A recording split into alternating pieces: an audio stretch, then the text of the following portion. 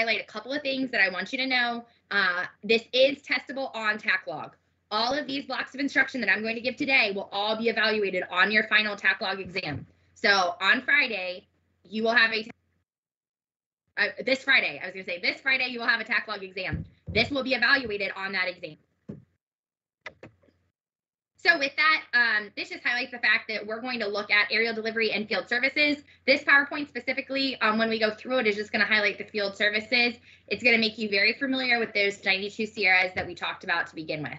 So we're going to talk about quartermaster field services companies, and then we're going to talk about shower operations, as well as clothing wear is going to be based out. So this we'll see a little bit for me how it used to work, but primary clothing wear isn't used anymore. So our service company. Now, a lot of the equipment you're going to hear about when we're talking about field service company are about the last, the one big system, and then you're also going to hear about our 12 head showers. Those are going to be the primary pieces of equipment that you're going to hear about. And you see these field services, this quartermaster company, field services company, and then a combat support hospital. These are ways that both of these pieces of equipment are commonly employed. So it makes sense when we're talking about a combat support hospital, you're going to have, and you know, we talked about, I think this morning I talked about bed capacity. You guys have the homework of doing the casualty evacuation. And did you guys talk about bed space in our levels of our role 1, role 2, role 3 facilities? Yes. Yes, ma'am. Yes. Okay. Awesome. Yes, ma'am. So what we're seeing here is it's common when you have a combat support hospital that you're going to, and it makes sense, it's logical sense, that you're going to need, while it doesn't have that clothing repair mission, you're still at that laundry capability. You have to have clean linen and everything else to go through and to be able to conduct sanitary and safe combat support hospital operations.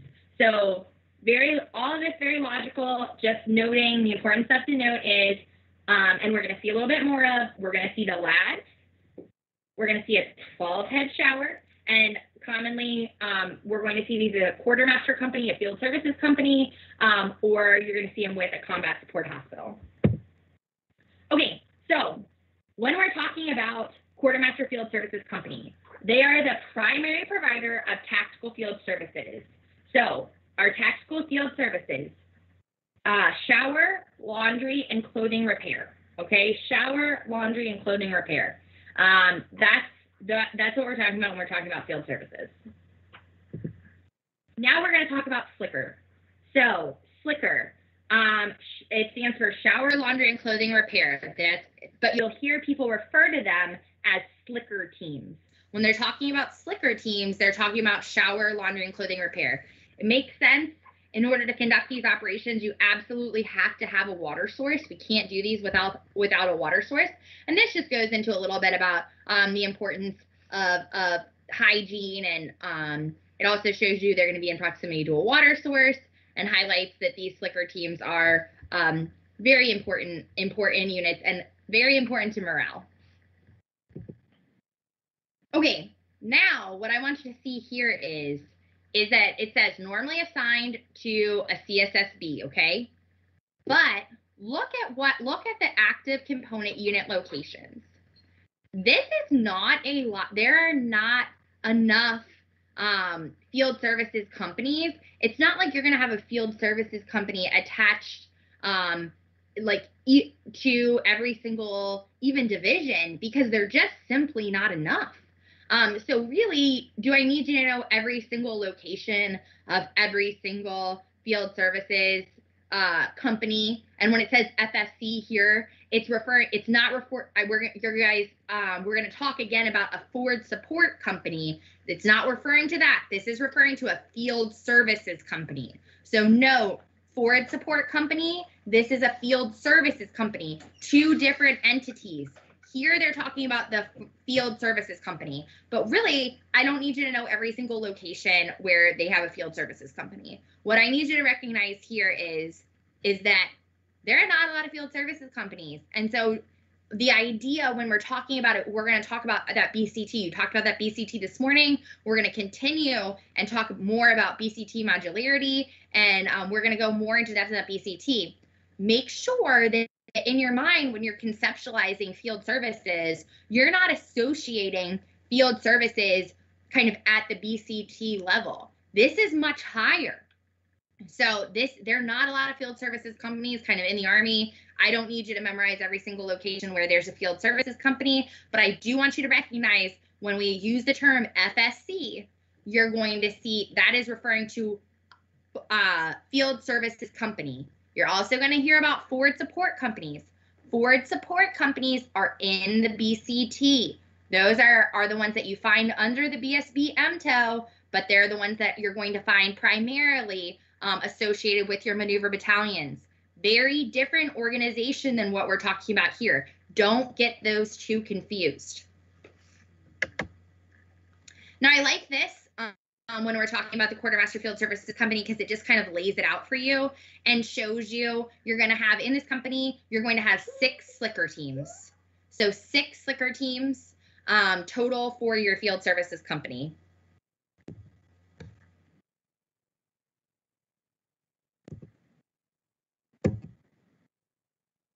And then when we go into it, this just breaks it down for you. It shows you about essentially the operations when you're doing shower, laundry, and clothing repair for this Quartermaster Field Services Company. Like I said, I don't need you to know every single one of the people in this company. That's not what I'm looking for out of this PowerPoint. I'm going to introduce you to the breakdown, but I don't need you to memorize all of that. This highlights kind of what goes along with our Quartermaster Field Services Company. The next one kind of goes more into depth and shows you a couple more of those pieces. So this, we talked about our lads, and we also talked about our 12, oh, you guys can't see my cursor, but okay. So we also talked about our 12-head shower. The clothing repairs really being phased out, but this really shows you kind of the equipment that goes along with it, and I think it helps visualize for me what it is that we're sending and how these teams work. So does anyone have any questions about any of the teams in general or any of the equipment or anything like that? I go too fast.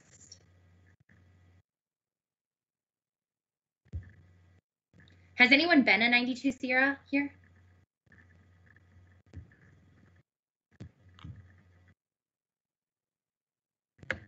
No. Okay, great. Well, moving forward, now when we're talking about site selection, this really goes into where are they going to conduct operations. And one of the big things that would be different when you're conducting slicker operations versus when you might be conducting other operations is water availability. Water availability is going to be critical. We're going to go in a little bit more depth into some of these pieces, and what you're going to see in these pieces is they consume a lot of water, So making sure that water availability, obviously you're going to need flat terrain like any other big pieces of equipment. Road network is going to be critical because when you're moving around big pieces of equipment, you can only be but so far from your road network. And that's really very similar when we go into BSA site selection. You have a lot of those same criteria that you're kind of looking for. Now, one other thing I want to talk about is wastewater management. So when we conduct these operations, especially, so there's going to be runoff, especially for 12-head shower. You're going to have to collect that wastewater. It can't just go into the ground, especially not in training environments. And then you're going to have to dispose of that wastewater properly. All of that requires planning. So you have to have that wastewater management plan when you're planning these operations. So it's great. Let's say you're on the ground and you're a BCT and you're requesting some slicker team support because your people have been, on the offense for 30 days. You're going to transition to the defense. Your people to have some showers because you understand that hygiene is going to help your soldiers stay healthy, and that's something that you want to do. So you're getting ready to transition to the defense. You're planning for these slickers, blah blah. So these slicker teams to come out. You also need to ensure that that wastewater management plan is in place. So thinking about all those things is going to definitely be critical when you're planning, because I'm not planning for you here. We're exposing you just like we're going to expose you to aerial delivery. I'm not planning for you to leave this and be a slicker, like an expert in all things in every field services company. I'm not expecting you to be a platoon leader in a field services company. There's plenty of additional information, just like I'm not expecting you to be able to run an airborne operation after you take my aerial delivery class this afternoon. That takes years and years of experience and practice and a lot of schooling to be able to do something like that. I just need you to be aware because you might be helping assist to plan this. So could you as a lieutenant be an S4 in a maneuver battalion? Definitely. That's a possibility. Could you as a lieutenant be probably a little bit later, but there are times when you could be in staff positions that could be responsible. You might work in the SPO shop. That you could definitely do that as a second lieutenant. So when you have those opportunities, it's important that you be able to think through these things. That's all I need you to be able to do. I don't need you to be an expert. And I also need you to ask the question. Some people don't think about the fact that there would be wastewater and that wastewater management would be something that you absolutely do need to consider. But just nevertheless, site selection, a lot of things that are very common to other things that we're talking about when we're moving big pieces of equipment, terrain, road network, cover, and concealment. But the two that I want you to kind of highlight as are specific for these slicker teams and for field services companies are water availability and wastewater management.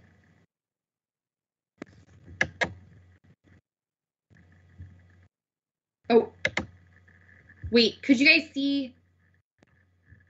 Did you guys see? Was I on the wrong slide? Can you guys see site selection criteria now? Yes. Okay, perfect. Okay, so most critical selection.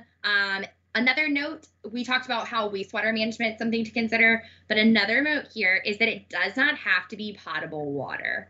So what does potable mean? It means you can drink it in layman's terms. So you do have to note, it's really important that if you're using non-potable water, that you put the proper signs up, because you don't want someone accidentally drinking non-potable water, because obviously that could make people really sick.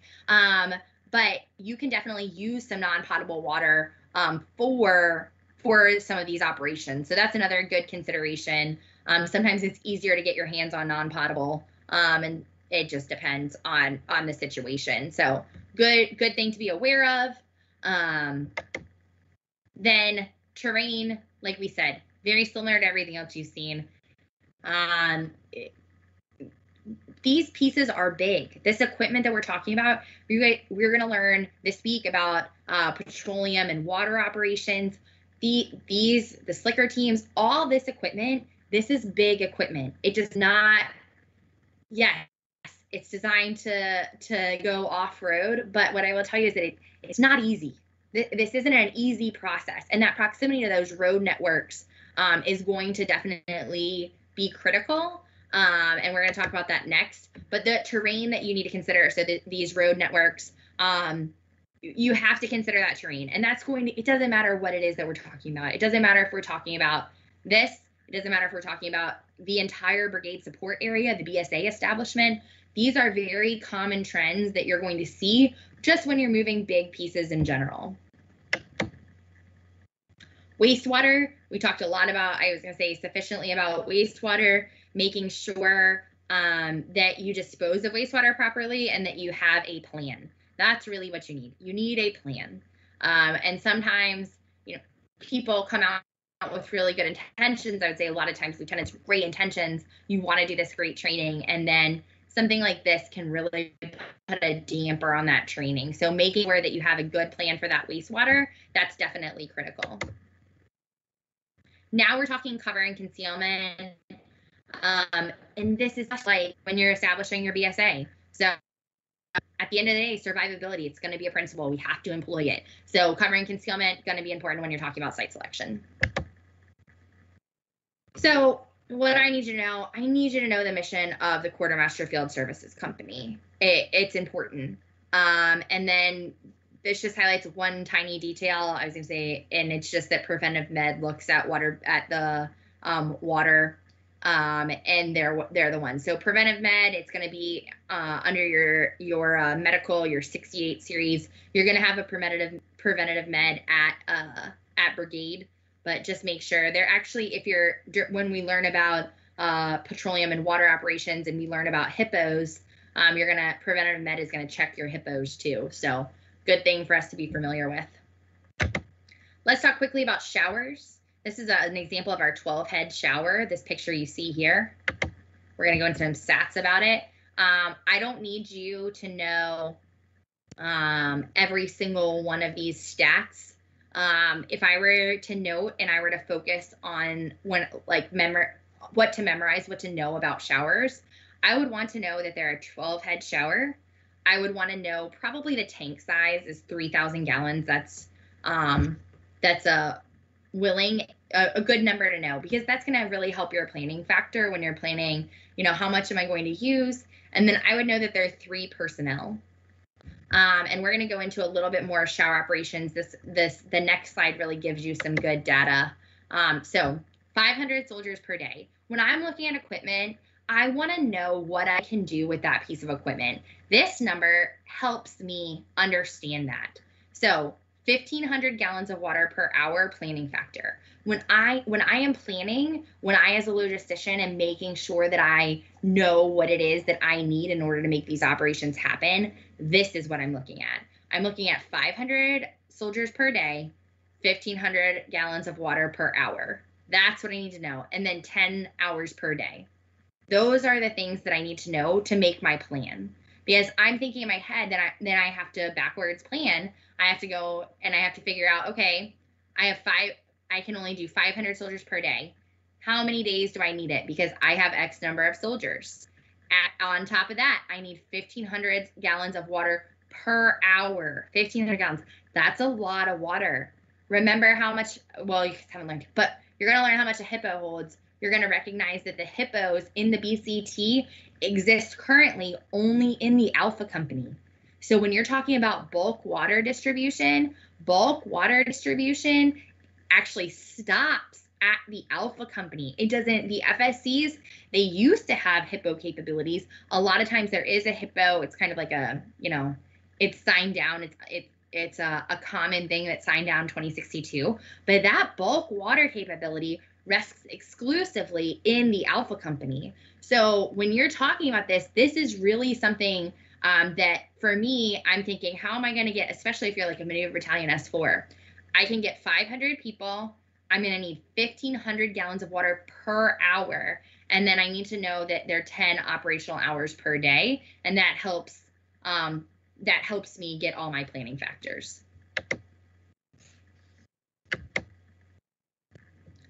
So you need 3 people to run a 12-head shower, and then you have 500 soldiers per day.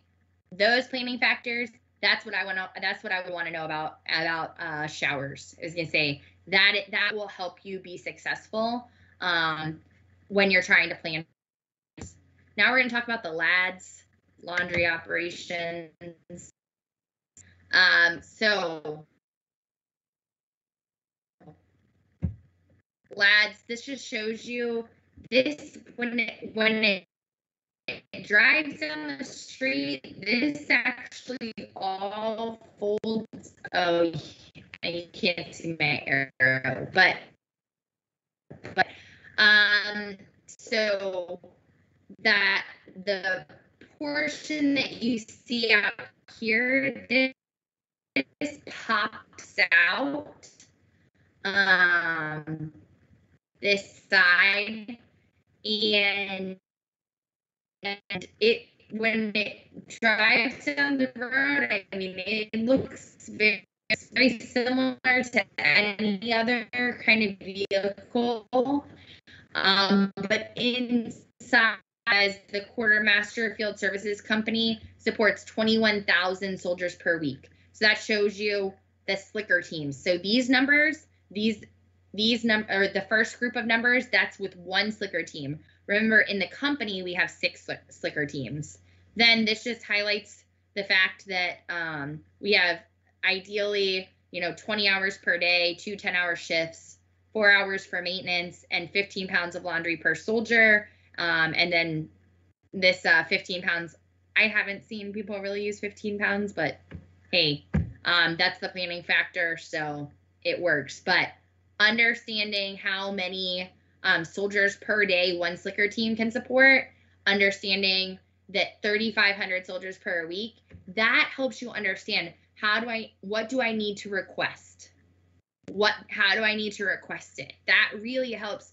If you have that general understanding, then you can really make better informed requests, and really ensure that your whatever unit it is taken care of, whether it's your brigade combat team or your battalion or whatever it is that you're tying into, that you have what they need. So how many soldiers is one slicker team capable of supporting per week with laundry service? 3,500. Beautiful. And what is one field services company capable of supporting with laundry service? 21,000. Beautiful.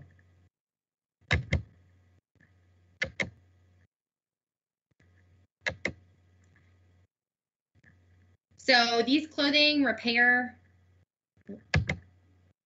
now we're going to talk quickly about clothing repair operations. Like I said, this really doesn't exist.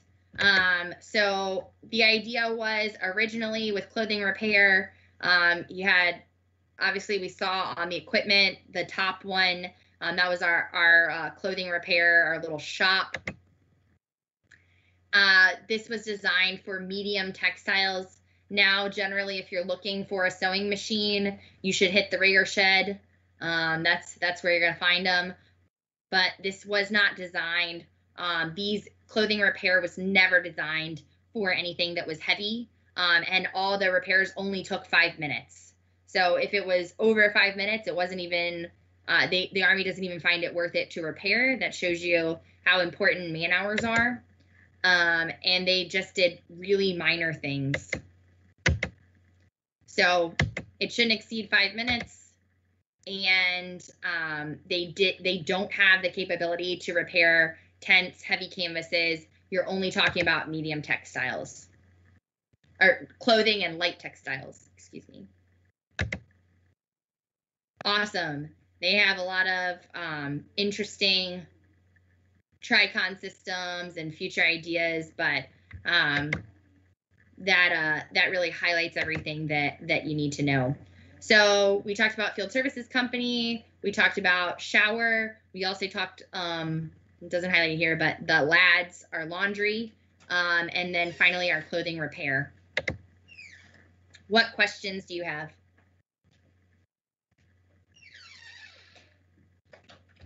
Go ahead, Lieutenant Russell.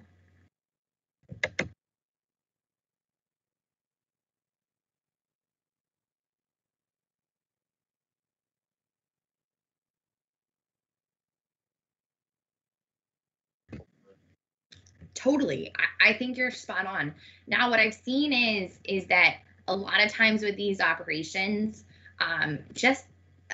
so the sheer quantity that's required, a lot of time you're going to have that reinforcing support from the sustainment brigade. But like you're saying, the water platoon, your fuel and water and alpha, that's where the majority, I mean, all your BCT bulk water is going to be there.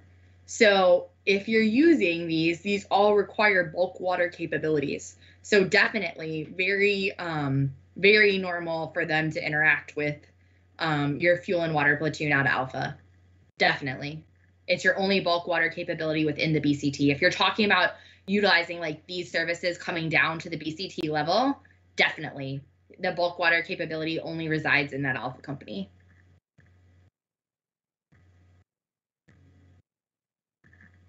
Awesome. Any other questions?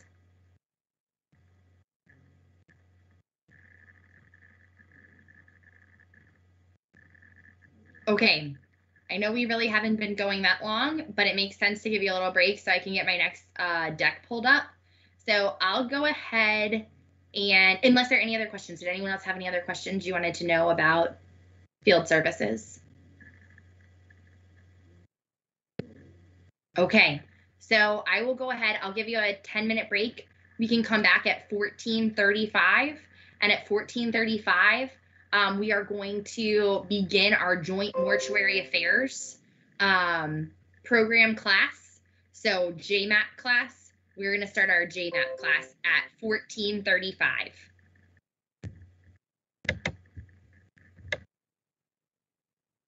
Ma'am, I just have a quick question.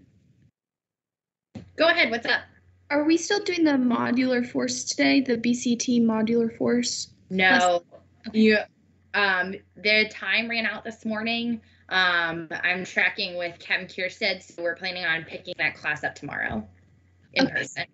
Okay, so we don't have to like self-teach it. We'll learn it tomorrow. Tomorrow, yes. Thank you, ma'am.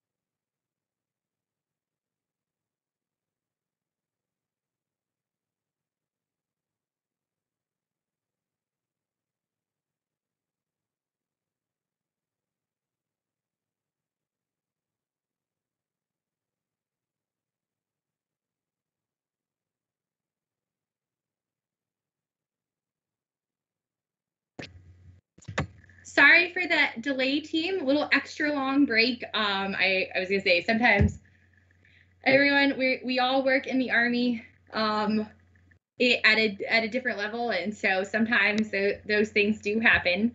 So we're gonna switch topics now. What I will tell you is we're gonna discuss the Joint Mortuary Affairs program right now, and one of the things that I've transitioned from being as an instructor than what I did as a platoon leader and as a company commander is I didn't know very much about the Joint Mortuary Affairs program as a platoon leader. I learned more as a captain, but as a lieutenant, I didn't have a lot of opportunity, with the exception of like being in country and being at ramp ceremonies,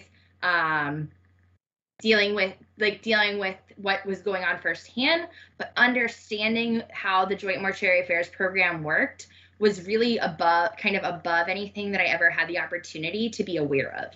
So with that, the biggest thing that I'd say that I've changed as of coming here is that I kind of recognize the importance of, when we're talking about the Joint Mortuary Affairs program, and one thing I've changed is that I use proper terminology. So when we're talking about the Joint Mortuary Affairs program, I always try to use terminology with the utmost respect, because we're talking about someone who's paid the ultimate sacrifice.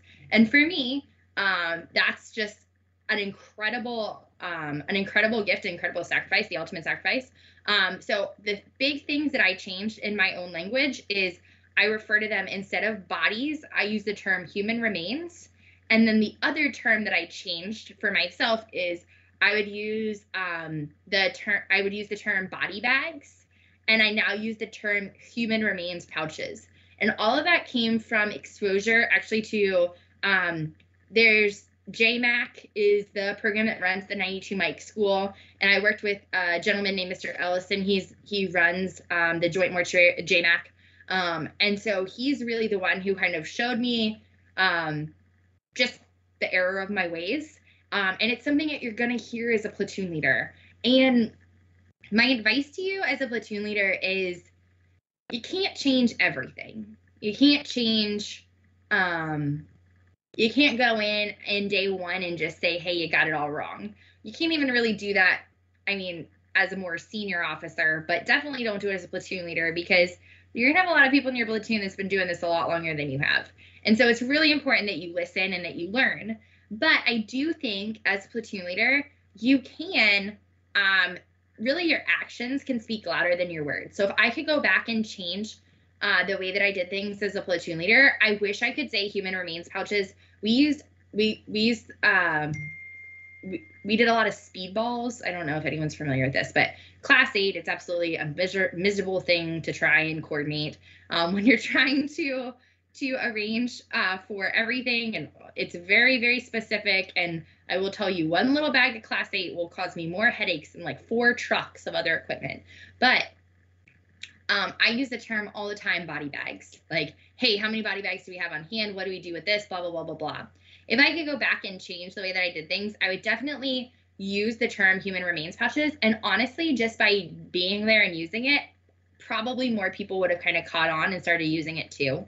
And then the other thing I would say is that, again, I think really I didn't use the term bodies very often, but once I came into into kind of the academic world, even into career course, you do a lot of casualty estimates and things like that. And so then that's when I really became more familiar with using the term human remains and just trying to be as respectful as possible, because honestly, this is a really, really delicate topic, and it's something that's very, very emotional for a lot of people involved, because you know, this is we're talking about people's lives. But without further ado, let's go on to talking about the Joint Mortuary Affairs program. So today, we want you to become familiar with the Joint Mortuary Affairs program, recovery operations, and mortuary affairs force structure. That's what we're trying to do. Overall risk is low. It's going to be great. And so do we have anyone who's been a 92 Mike in the class?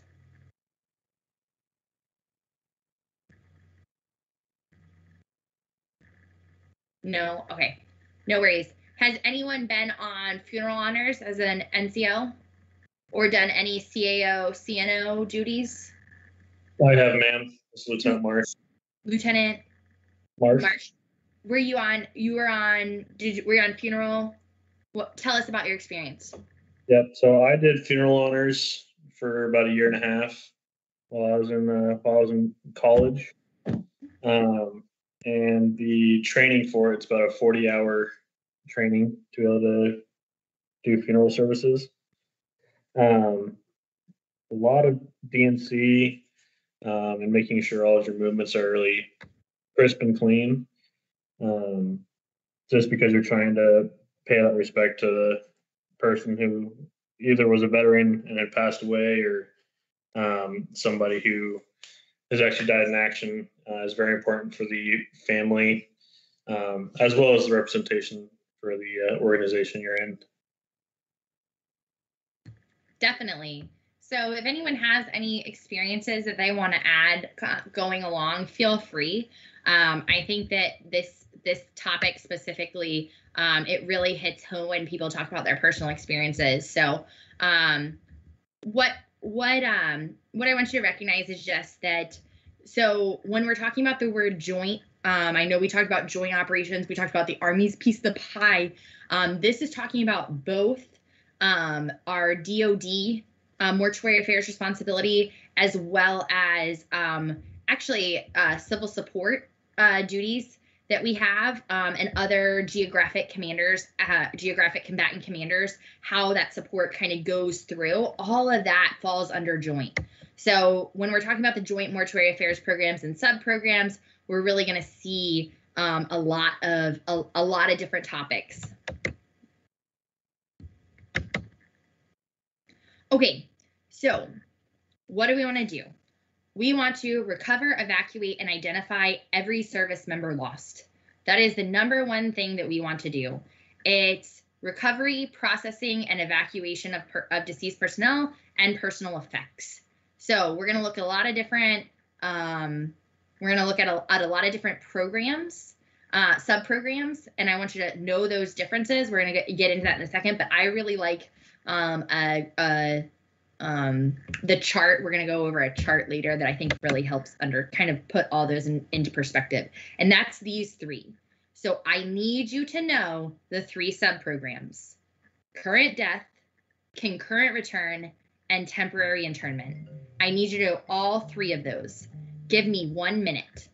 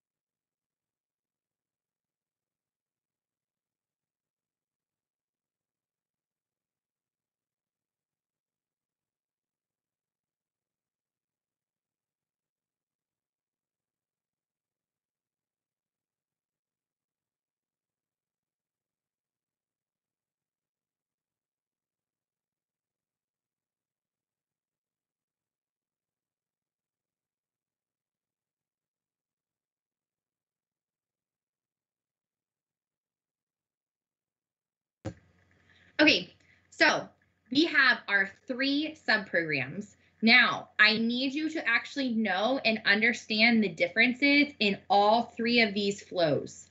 All 3 of these flows, you need to understand the difference. So I'm going to highlight what each one is, a couple like important notes about each one, but then when we get to the flow diagram, I'll just skip through till we get to the last one because I like to go through each one so you can see the differences in the flow. And I do need you to know that. So I need you to understand that. I know we're going over a lot of big topics, but I need you to understand the flow for each one of these subprograms. So current death. What do I want you to know about current death? Current, if it is CONUS, if it happens in the continental United States, it is absolutely current death. It's the only way that current death works. So we're going to look at the flow and you're going to see there's no mortuary affairs collection point. But if it happens in the United States, then it has to be current death. Now, you can also happen when it is overseas, but what we're talking about mainly is like, let's say an individual passes away in a car crash in Germany or something like that, then current death can also be used. So what happens with current death?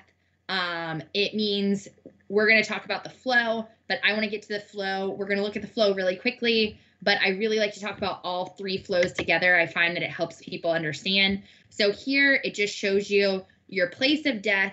It highlights that you go to the Armed Forces Medical Examiner. Now we're going to talk about our own Armed Forces Medical Examiner. That is an important piece of knowledge. So that's going to happen only at Dover. So the Armed Forces Medical Examiner, that's one place.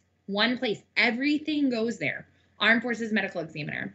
They're going to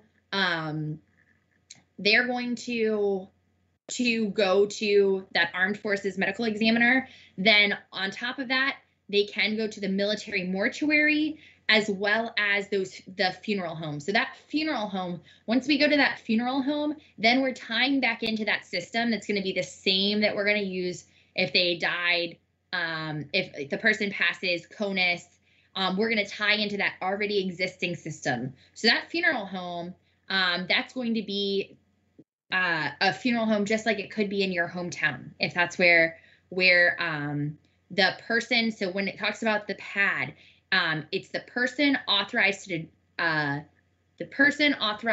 to direct, what is the right, I was going to say, direct disposition, sorry. So the PAD, the person authorized to direct disposition. So what I want you to know about this PAD, when we're talking about the PAD, that's someone that the service member has actually designated.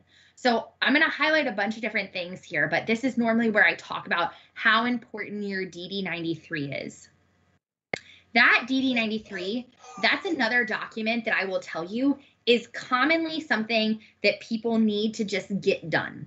Like, okay, everyone's got to have their DD-93s updated. Make sure you go into S1 and update it. Boom, boom, boom, boom, boom, it's done.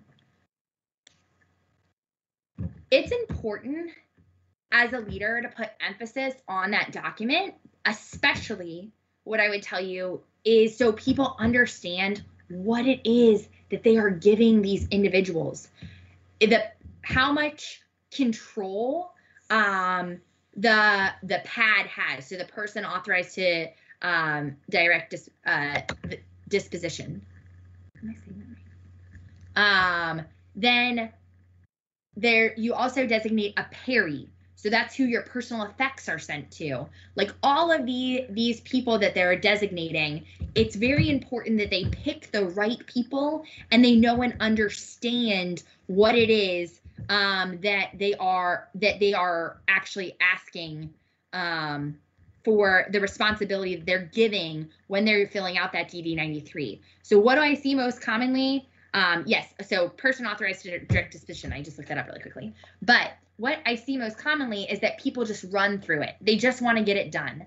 what do I need to know in that DD-93? And I know that we're kind of going back, but what do I need to know? So one, that person authorized direct disposition, they need to make sure that that's the right person, that they want that person making those decisions. They also need to make sure, these are things, if they have a will, that needs to be on their DD-93. They need to know, where is that will? Then another thing that I see that people don't update on their DD-93s, if your family is not comfortable in English, if your family might have a hard time understanding, for example, you already met my husband. His parents, obviously not me, but his parents, they came to the United States. They were already probably 30 some years old when they came to the United States.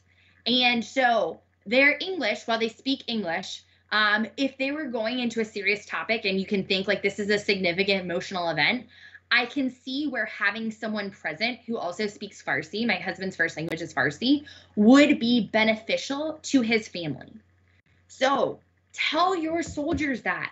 A lot of spouses the last thing you want to do is have a service member present telling someone that their loved one has passed and the loved one getting lost in translation and not being able to understand what's going on. Those are critical things that people often overlook on your DD-93. So know when they're designating, know what it is so they can make informed decisions. And then especially if you know your soldiers, if you know someone's married to someone who doesn't speak English well, or just maybe their parents are, anything like that, that's information that is very, very critical on your DD-93, because we want that situation when you're the person, if you're the notification officer, it is absolutely, I mean, there's nothing that can replace that loved one to that family. There's nothing that we can do at that point. No amount of money, nothing that can replace that loved one for that family.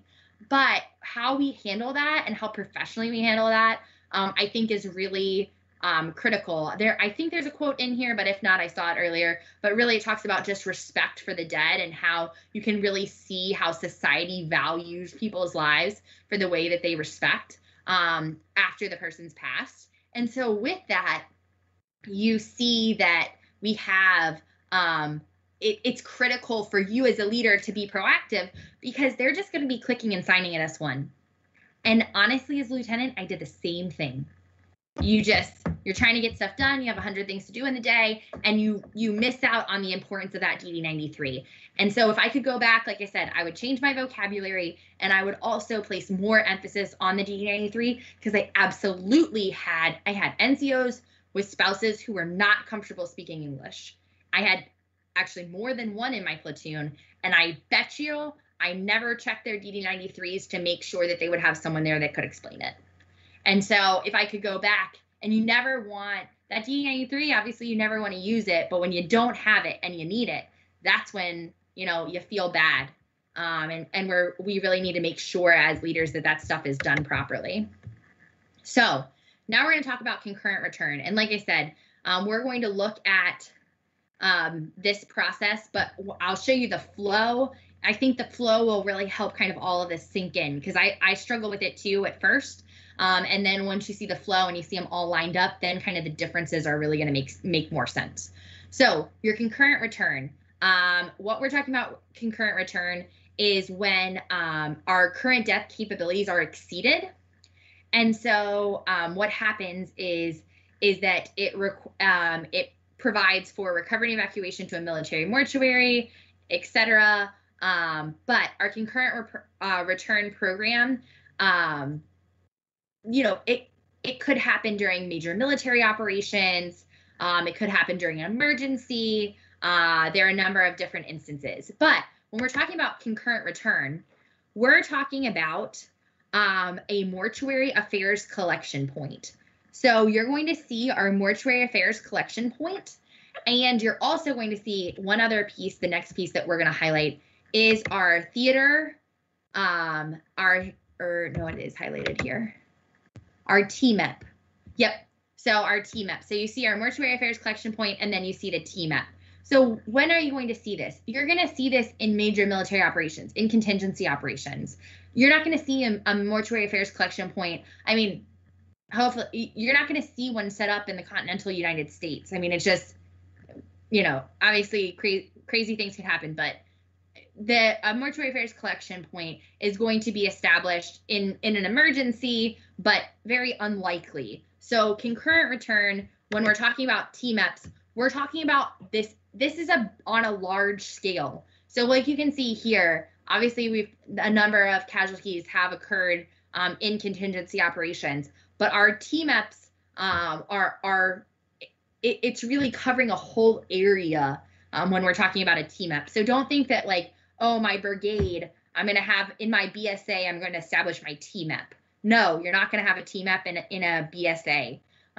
Maybe you would have a mortuary affairs collection point, maybe, but that's not even organic to the BCT. That we're talking up higher. So think outside of the BSA, we're exposing you to these topics. Could you have an MACP in your BSA? Yes, you could. You know, it depends. METTC, sure, depending on the operation, but it's not organic to the BCT. It doesn't change the fact we're going to see those numbers here. Now, this talks a little bit more about the flow, and then we'll add one more program in, and then I'll really focus on this slide because I want you to know and understand. This is the slide I want you, well, once we add our last program, our last sub program, then I really want you to focus on this slide. So concurrent return, what we see the additional MACP, mortuary affairs collection point, and theater mortuary evacuation point, TMAP.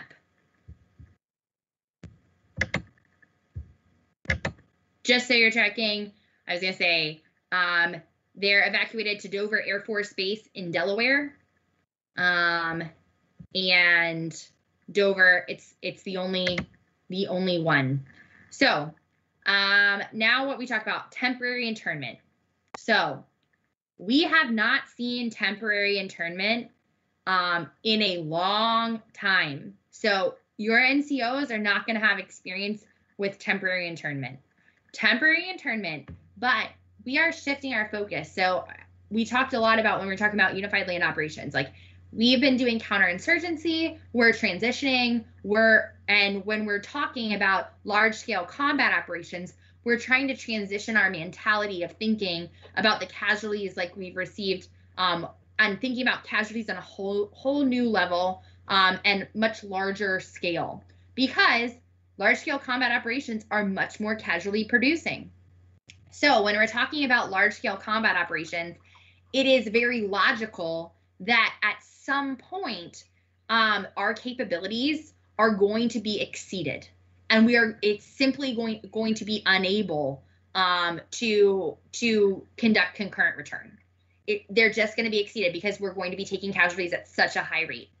At that point, the combatant commander can authorize temporary internment.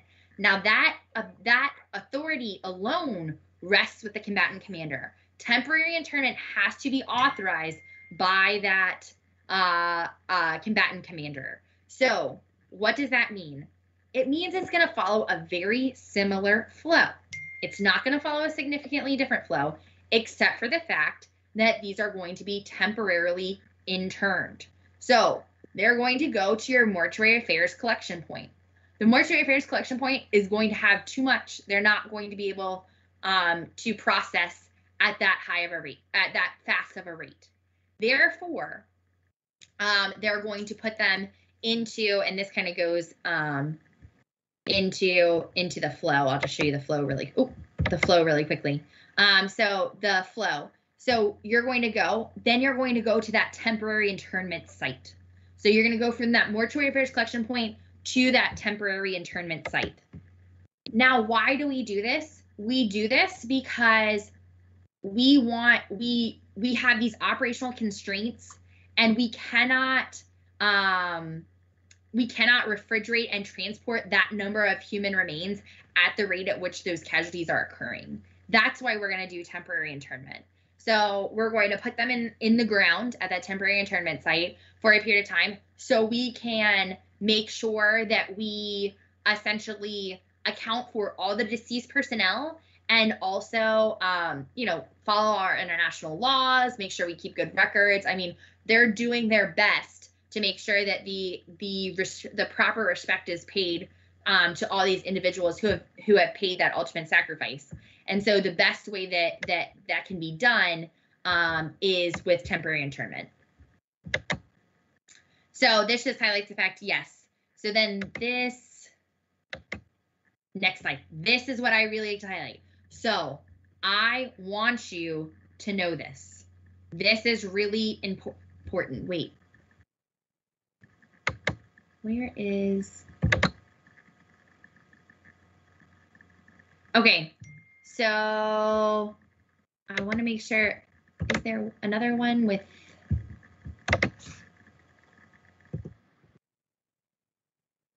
Okay, 3. I think this one is it's a little confusing, but I'll roll with it. Okay, so current death, concurrent return, and I would really like for it to say our third one, which is temporary internment. So if we're talking about the sub-programs, we're talking about three sub-programs. That's why I don't like that this says current death, concurrent return, and then I wish it said the third one, temporary internment.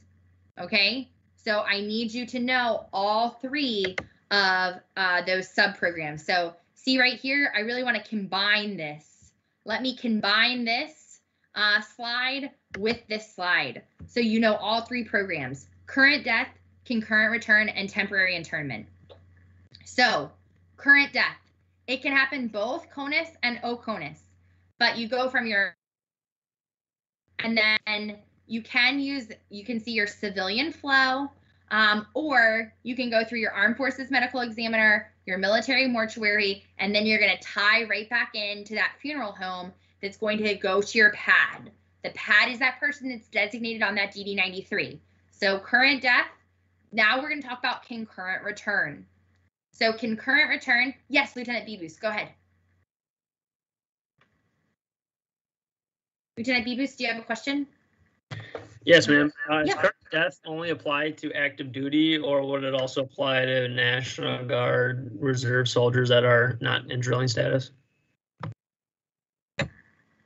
So drilling status, I think that's your key. So if you are in drill status, then yes. If it was in the line of duty, then yes. So let's say something were to happen to you while you were here at Bullock, then absolutely yes. If not, then no. Thank you, ma'am. You're welcome.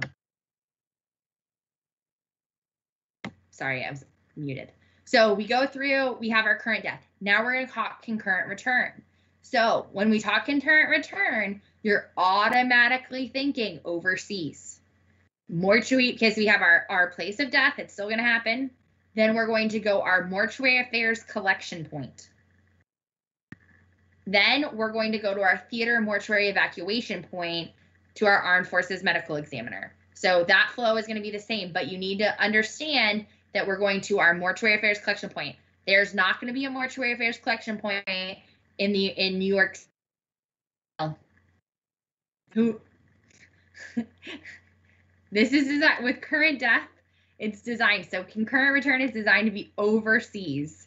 That's how it's designed. So our mortuary affairs collection point to our theater mortuary evacuation point, Armed Forces Medical Examiner, then the flow happens. Now, if I was talking about our third sub-program, I would be talking about temporary internment, our third sub-program.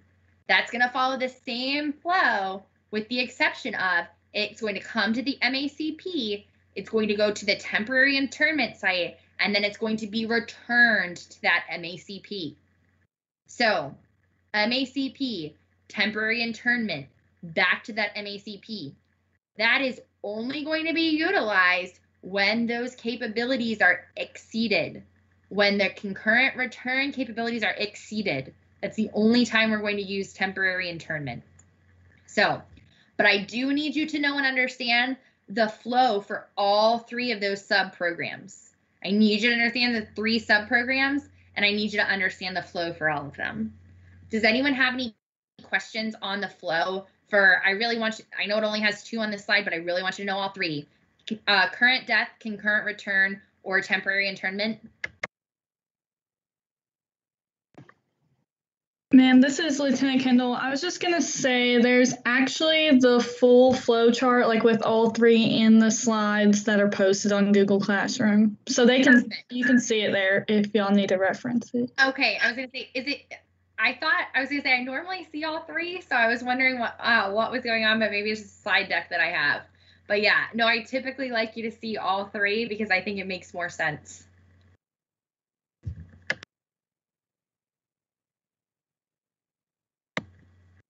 Awesome. Any other questions? Okay, so let's go on. We're going to talk a little bit about joint mortuary affairs and recovery operations. So we're going to talk about the combat phase, the post-combat phase, and the area clearance phase. So when we're talking about the combat phase, that means immediately after the death occurs. And so what it is it's that losing unit's responsibility, the responsibility rests on them to get those remains to the closest MACP. Now, what does that mean for you as a platoon leader?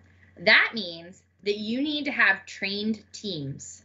So you need to, that it's important, and we're going to talk a little bit more about these recovery teams. But these recovery teams, your soldiers need to know what to do when that occurs, because it's going to be on that losing unit, on that unit, it's going to be their responsibility to get those remains to that MACP, and you're going to want to do it properly. When it happens, you're going to want to make sure you know what to do.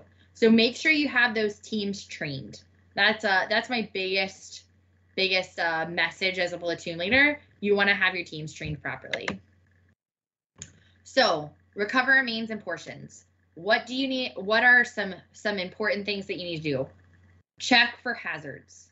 You want to make sure that you don't get anyone else injured in the process of recovering those remains. So if you're worried about some sort of if you need EOD support, if there's something like that, you don't want to get injured in the process of bringing someone home.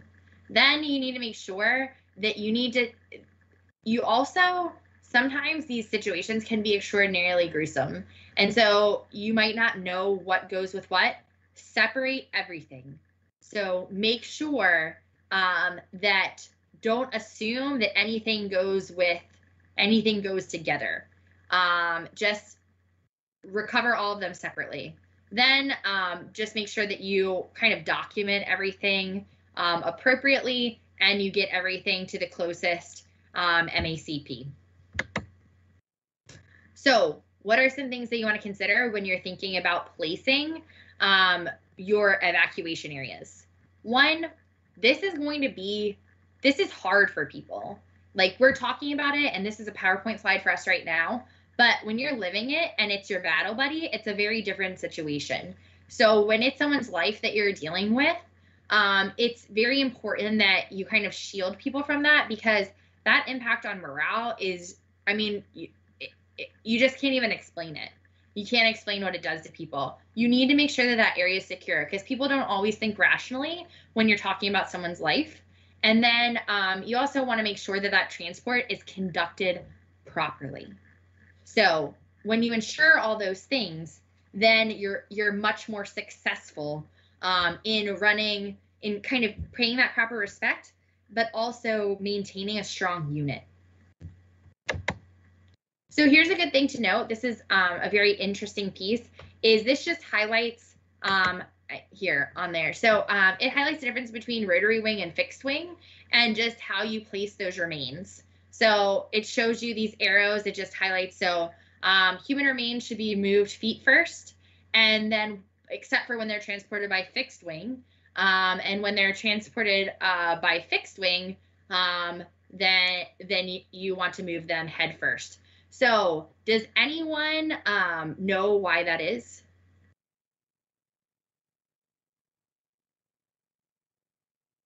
Does anyone know why you move them? Man, this is Lieutenant Chang. I believe it's because there's still obviously blood in the body, and so as you transport it, you don't want all the blood rushing to the head. Exactly, it pools, and then it causes like discoloration and distorting and bloating and all those things. So you want to try and keep those remains in as good a shape as possible. Next, we're going to talk about the post-combat phase. So the post-combat phase happens after, essentially after we've gone through a lot, and so after the tactical situation, after it develops, and then it allows those recovery teams to conduct that post-combat recovery. And this is where it's really more of a deliberate search of the area. So instead of just being when you're going through and right after it's occurred, then this is a more deliberate, and it's really when kind of it's a much slower pace. The operations are much slower paced, and they're able to do a more deliberate search. So you need to, when you're doing this post-combat recovery, you got to get a bunch of data. You got to make sure that you perform a recon, and then you need to figure out what support you need. Because this is, when you're talking about post-combat recovery operations, it's a much larger, you're talking about on a much larger scale. It's kind of like our responsibility to check to make sure that we've done our due diligence to bring everyone home, take care of all everything that has gone on when we've conducted these combat operations. Now, when we talk about search and recovery, just making sure these are very basics. So you're as safe as possible. You search the area, you sketch and record everything, and then you also ensure that you're checking those human remains, because like I said, we don't want anyone to get injured in the recovery of these human remains. And then obviously, just like we talked about, when your unit's going through and doing this, you're going to do the exact same process. Now, documentation. Documentation is important because you want to make sure that all of this is brought home and that you can return as much as possible to that family. So make sure that you document. If you're search and recovery teams, they should absolutely go out with the proper documentation so they know what to do. And then also just sketching and maps can be a good additional assistance with this. So now we're talking about the area clearance phase. And that area clearance phase is even more deliberate. And it's when all hostility has ceased. So it's the final and thorough search and recovery for all remains and personal effects that haven't previously been recovered.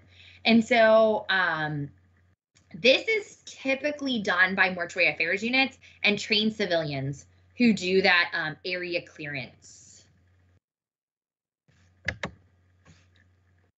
Now let's look real quickly. So I think this is important that we talk about this because when you're talking about mortuary affairs, I think a lot of people have kind of this like notion that you're going to have an MACP. When you're talking about mortuary affairs in the BCT, you can look right here and see the number of 92 mics that you're going to find if you're a part of that BSB. So, you know, you might find 120, 130 level in that BSB. In the whole brigade, you're not going to find, I mean, maybe you're going to find, you know, 1 in that BSB and then 2 at the BCT. Like, you're not talking about, they're designed to be liaisons. They're not designed to be establishing an MACP. That's not enough people to establish an MACP. So really, that's not how the BCT is structured. It's not designed to have its own MACP. These individuals, the 92 mics that are in the BCT, they're just designed to train those recovery teams, work as that liaison, and refine those procedures. That's it. They're not designed, it's not designed for them to run an MACP at each BCT. So now, like I said, just like the last one when we were talking about field services, I do not need you to know where every single location is of every single mortuary affairs unit that's listed. I don't need you to know that. What I want you to recognize again is that's not a lot of units. So right here, what you're seeing, that's not a lot of units. So this sets the stage to show us how how critical it is that we understand that this is not something that you're going to find at that BCT level. It's just we don't have enough of them. So it's important that basically we understand that. However, you will find a lot of them here at Fort Lee if you're interested in mortuary affairs long term. Okay, so just so we're looking at that, our mortuary affairs, our quartermaster collection company, our mortuary affairs company, 5 platoons, 4 collection teams each. Each collection team can establish an MACP. Now, if you want to establish that TMEP, the theater mortuary evacuation point, you're going to need to combine 2 teams, at least 2 teams, to establish that theater mortuary evacuation point. So our mortuary affairs collection point, you're going to have 6 personnel. Again, these are similar stats. I know a little different, but when I'm looking at planning and I'm trying to understand what it is that how I need to request support, this is what's going to help you request the proper support. So you have 6 people and they can process 20 human remains per day. So if you're on the offense and we're talking about large scale combat operations, you might absolutely, your casualty estimates might be over 20 human remains per day. So it's good for you. That helps you as a logistician prepare to have the proper support available. Now, this MERCS. So MERCS is a really common piece of equipment that's going to be used by these teams. A MERCS can store 16 remains, and also it just gives the right area for all the admin work and everything that needs to be processed, and also a private area with refrigeration. So that's all available. The MERCS is the most commonly used piece of equipment, MERCS, and it's very mobile. When you're trying to figure out where you're going to establish your site, just make sure that you don't want it out in the middle of everything. You want it near your medical facility, because if they are remains, then it's good for everyone to generally, if there are casualties that occur, a lot of times that's where your casualties will come from, because they'll receive that treatment first, and then you don't want it near any of your food or water or anything like that. So that just seems pretty logical, and you want to make sure that it's secure.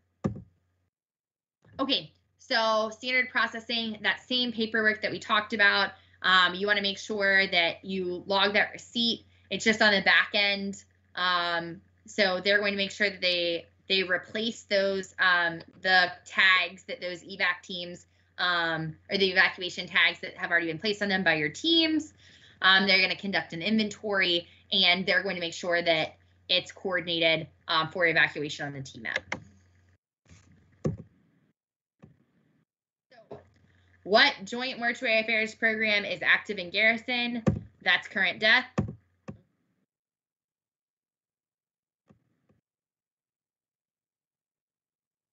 Okay, so what do I need you to know? I need you to know the flow for all 3 of those programs. That's very important. I need you to understand current death, concurrent return, temporary internment. Then I also want you to understand that the unit, the losing unit, has a big responsibility. So this highlights immediate combat phase recovery, but that losing unit, that unit is responsible for evacuating that your human remain to that MACP. That's big. And so you need to make sure that you plan as a platoon leader. That means you. So you as a platoon leader, if you're running convoys, you need to know what your plan's going to be, because that responsibility, no one's going to come get them. No one's going to come. Some people think like people are going to come from your MACP. No one's going to come from your MACP. You're going to take your remain to that MACP. Then you need to make sure that just understanding your general transportation requirements when you're transporting human remains, and that you want to do it with the utmost respect, and that MERCS is the common equipment used. That's the main thing. So in this, we went over our Joint Mortuary Affairs sub-programs. You need to know those. The recovery operations, and then we highlighted that mortuary affairs force structure and how that small number of people really impacts what they're able to do and what their responsibilities are. Okay, what questions do you have about mortuary affairs?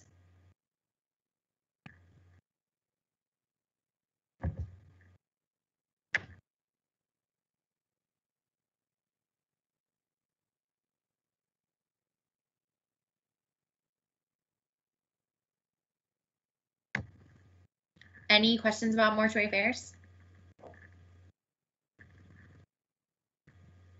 Okay, hearing none, I'm going to give you a 10-minute break, and we're going to go into aerial delivery. So come back at 15:35 and we will do aerial delivery.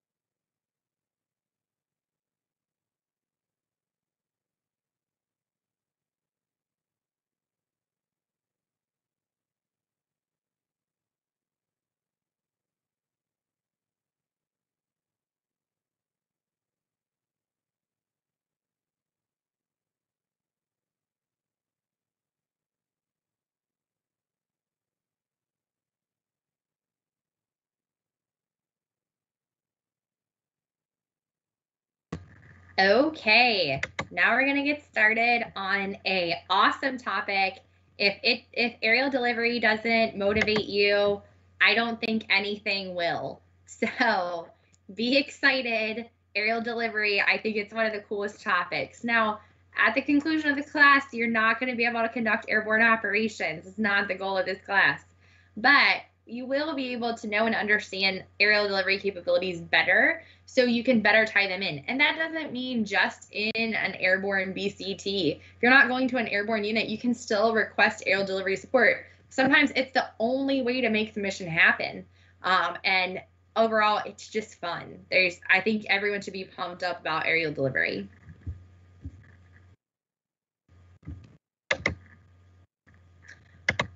Low. So what we're going to talk about, we're going to talk about aerial delivery methods, we're going to talk about airland operations, and we're going to talk about the joint nature of aerial delivery.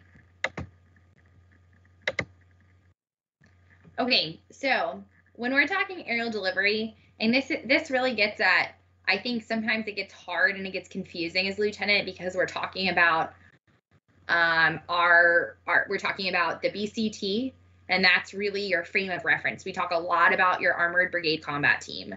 And then we also talk about all these other we talk about our joint mortuary affairs program. We talk about field services. We talk about sustainment brigades. And then we kind of start to wonder, how do I piece all of these together?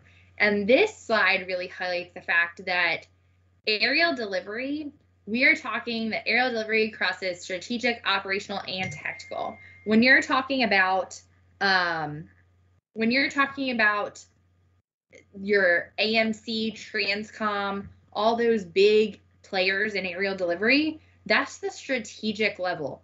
So don't lose sight of the fact that when you're talking about the BCT, you're talking about the tactical level. This aerial delivery spans strategic, operational, and tactical level. So I think sometimes it's hard to kind of place it because we're giving so much different information coming at you and so quickly. And then it also it's hard to kind of piece how all of it fits together. Just don't lose sight of how it all fits together.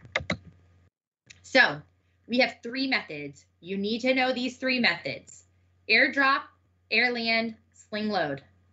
Airdrop, airland, sling load. Why is sling load service specific and the other 2 are listed as joint? Maybe because Sling Load uses Army aviation helicopters, rotary wings for delivery. Yes, Lieutenant Rodriguez. So we do not require outside assets to conduct a sling load. So an Army person can request it. An Army helicopter can fly it. Now, that can also happen with airdrop and airland, but with sling load specifically, it's very service specific. So that's the process. It can move a lot quicker. Anytime that you're having a joint operation, it's just there's more bureaucratic stuff involved.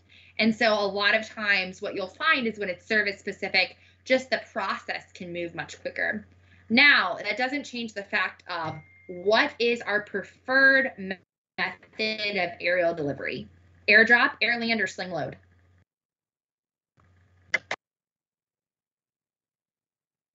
Airland, ma'am. Beautiful, Lieutenant Fredericks. Exactly. Airland. Now, is it the coolest? Probably not. I think if you asked me, it would be airdrop, but it's still the preferred method. That doesn't change. So I need you to know the 3 methods: airdrop, airland, sling load, and I need you to know that the preferred method is airland. But let's talk about, in my opinion, the coolest method: airdrop operations. So I also need you to know that there are 6 elements of an airdrop operation. So you need an aircraft. You need something that's going to fly the operation. You need an airfield. I need some place for that aircraft to take off. I need somewhere for that aircraft to take off. I need aerial delivery equipment, and I need that to all be on the aircraft.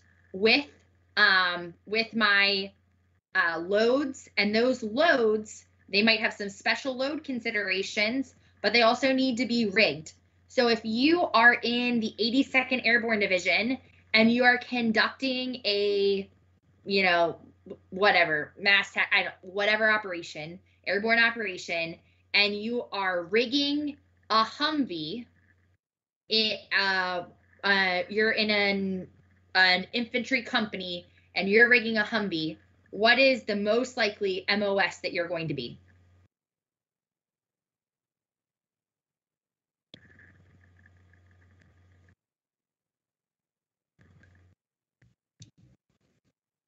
'92 Romeo.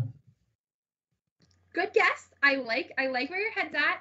But the whole point of that question is actually to kind of get you guys thinking about the fact that why it says unspecified manpower is because that 11 Bang Dang, 11 Bravo, who drives that Humvee is the one that's going to be rigging it. So when it says unspecified manpower, it's specifically referring to the fact that if you own that equipment, you rig it. So if you're jumping out of an airplane and you're packing a personnel parachute, you're going to be a 92 Romeo. But if it's not personnel, if you're doing equipment, you're going to be responsible for rigging your own equipment.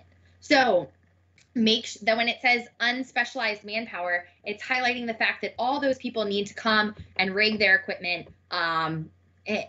Whoever owns that equipment is going to come rig that equipment. Now, it will be supervised by 92 Romeos. There are certain checks that have to be checked off. So if you go to the 82nd and you look at their AD facilities, you'll see, it's on these rollers. They're going to come through. People are going to be rigging their stuff. You're going to have a bunch of riggers. They're going to check off on all the equipment. But it doesn't change the fact that you don't have to be a 92 Romeo to rig equipment. Then on top of that, you're going to need a DZ. So you're going to need some place where that equipment or those personnel or whatever it is are going to arrive. So, but I do need you to know all 6 elements of that airdrop operation. So airfield, aircraft, aerial delivery equipment, riggers and manpower, DZ, and special load considerations. So what's a special load consideration? What are we talking about here? My first experience with aerial delivery was actually, so I know you see Pathfinder, rigger, all that other stuff, but when I was in Afghanistan, I was not Pathfinder qualified. So I was not pulling like any sort of drop zone duties or anything like that. But I was tasked on a number of occasions to support the drops because I was the destroy platoon leader. So they needed the forklift in order to move the equipment off the drop zone. So when they're talking about special load considerations and they're talking specifically about retrograde planning, a lot of times when that equipment comes down, depending on what it is, you might need additional equipment to move that. So just be aware that sometimes the loads do require special considerations, and all that goes into the planning process. So I want someone to tell me one advantage of airdrop, and I want let's start with that. Someone tell me one advantage of airdrop. Man, it's very fast. Fast way to deliver goods.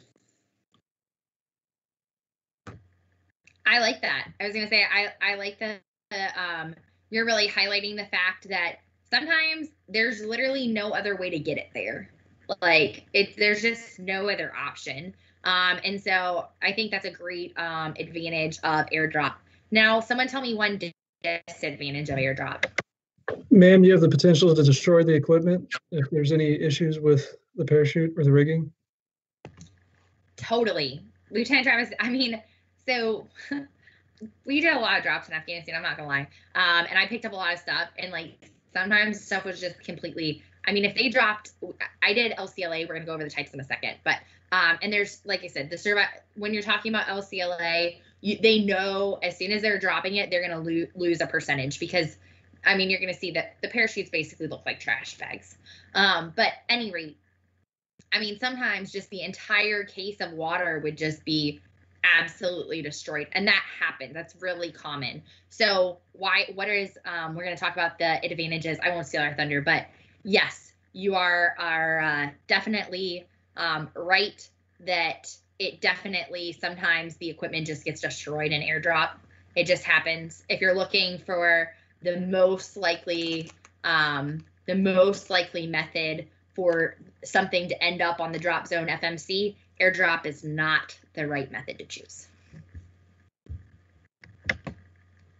So in our types of airdrop, we have free drop, high velocity, and low velocity. If you're jumping out of the airplane, do you want to do free drop, high velocity, or low velocity?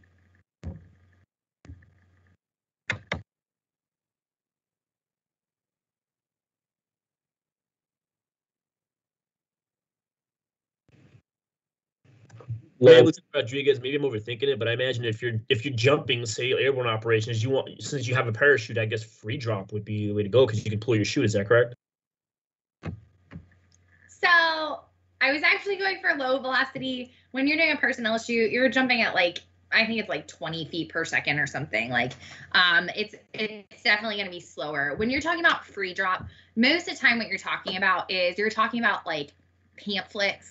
So you'll see this used a lot when they're doing like, you know, a humanitarian mission, or we're doing some, you know, information operations, and they're just gonna throw some stuff out. I saw it. We did some actually. So when you're just pushing stuff out, that can be considered free drop. But really, what we're looking at here, just the types of airdrop, knowing that it's going to be faster. Free drop's going to be your fastest, high velocity, and then low velocity. But all your personnel will mainly be it's just going to be slower. I think it's like, it depends on your parachute, obviously, but just we're going to have a lower velocity if we're talking personnel. But many most of like your vehicles, anything that's dropped like that, you're going to drop at low velocity. So you're going to drop it at no more than 28 feet per second. Okay, so now we're going to talk about our methods of release for airdrop. So we have our 3 methods of release for airdrop. Now, don't get confused. So I want to highlight. So these, we're talking about methods of release for airdrop. That is different. Don't get that confused. I'm going to go back real quick. Don't get that confused with our 3 methods of aerial delivery, okay? So we have 3 aerial delivery methods. Not the same as our 3 methods of release for airdrop, okay? Just don't get those. Sometimes I see people get those confused. So our 3 methods of release for airdrop are door load, extraction, and gravity. So when we're talking about our door load, this just gives you a great example. This is a bundle. When you see this most likely used, you're going to see, if you see like a door bundle pushed out with an airborne operation, a lot of times you'll push some equipment out before some jumpers. You're going to talk about our door load. Extraction. Extraction is when there's a chute. So you can't see my arrow pointing, but in that picture that's down on the left, you actually see 2, it's kind of faint, but do you see 2 parachutes? Yes, ma'am, I see 2 chutes. You see 2 chutes. Okay, so that's an extraction. That first one, that's the extraction parachute, and that actually pulls that load out the rear of that of that aircraft, of that that method, but it's actually an additional, so that's an extraction chute. That's an additional chute. So the extraction method uses that extraction parachute, and it's really, how I see that, I can't really tell, I don't know what that load is, but most of the time when I see it is like if you're using like vehicles or like containers, I see that extraction chute used a lot. I can't tell exactly what that picture is. Then finally, we'll talk about the gravity. So gravity is when you're, and this is, I was gonna say, it's so cool when you see it. We're gonna look at a picture of some assets. But when gravity is the method of release for airdrop, literally the aircraft, when you're on the DZ, it's the coolest thing to watch. It just tips up and everything just comes straight out. We're going to see some rollers. We're going to see some pictures in a second on a couple when we talk about our airdrop components and systems, and it'll highlight, it'll really, I think, give you a better picture. But knowing the methods of release, door load extraction, and gravity, it just helps you better understand airdrop operations. So our airdrop components and systems, don't worry, I'm gonna dig into each one of these. So this just kind of gives you an overview. These are airdrop components and systems, but I'm gonna dig into each one. So don't worry when I flip through. Don't be concerned that you don't understand all of these right off the bat. We're gonna dig into each one. Okay, so door bundles. So you might be familiar with your A21s. Door bundles, we're normally talking 50 to 500 pounds. I really see them mostly when we're talking about accompanying loads. So I see paratroopers, going out, C-130 rolling down the strip. We're gonna have a bunch of paratroopers on not a one-way trip. And so on top of that, they're gonna need some additional ammo. They're gonna need some, additional days of supply. I don't know what it is, but they're gonna take this accompanying load. You're gonna see these door bundles, which the weight is gonna be between 50 and 500 pounds. It's really common that you just push those out right before. Now we're gonna talk about our low velocity airdrop systems. So our low velocity airdrop systems, so Type 5 platforms. So when we're talking about Type 5 platforms, I most commonly see Type 5 platforms used with vehicles. We're talking 2,520 pounds to 42,000 pounds. This is a lot, a very large load.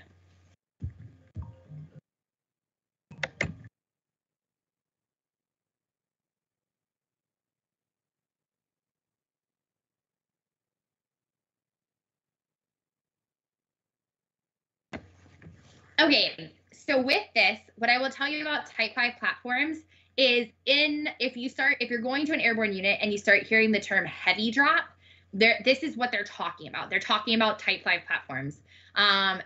So when you're at group, we don't even have this capability. So in my rigger shed, you wouldn't find any sort of Type 5 platform, and we don't do heavy drop. But these platforms, you're going to use big parachutes. So you're going to talk about G11s. Those are your big equipment chutes, and they require multiple parachutes. So, it says each G11 can hold up to 5,000 pounds. Well, how do you get to 42,000 pounds? You add a lot more parachutes. So just low velocity airdrop systems, Type 5 platforms, know that this is, when we're talking about heavy drop, this is what we're talking about. CDS. So A22s, 501 to 22,000 pounds. 2,200 pounds. Where do I see the containerized delivery system used most often is when you're trying to drop liquid. That's when I see CDS. So if you want to drop, some fuel, I have not seen in any training event, I have never seen fuel dropped in the United States, ever. Every time that I've watched a CDS bundle, even in training, for whatever reason, we have always dropped water and then the fuel would show up. So I have not seen, I've never seen, even though these are designed to hold fuel as well, I've never seen fuel dropped in the continental United States, ever, on any drop that I've ever been on. And I've seen a lot of water and I've seen a lot of simulated fuel, but I've never seen actual fuel. And so these CDS, like I said, liquid, good to know.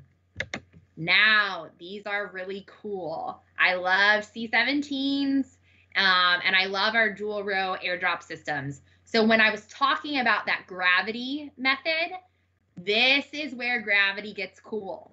So this is inside, this picture is inside the aircraft. And so each, it utilizes 2 rows.